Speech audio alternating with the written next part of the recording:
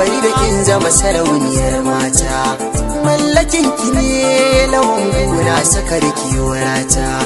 Kushin yana kamar Farida ne a cikin dubin mata. Farida kin yi dace da tarbiya ta gida da makaranta. Farida galawa naki ne karki sayo kuka. Gaskiyar batu Farida sai ka so masoyinka. In kuka yi kula da shan da kuka yi na so ku yo zanka. Kin sani da cewa san ba boye tibi a ran wanka. Ta rabin jiki zo ga lafson Farida yan mata. Ba mu san ku farki har mutuwa muke fata. Kin sani da so ne asali na dukkanin gata. Na yi bincike Farida gona sakin cancanta.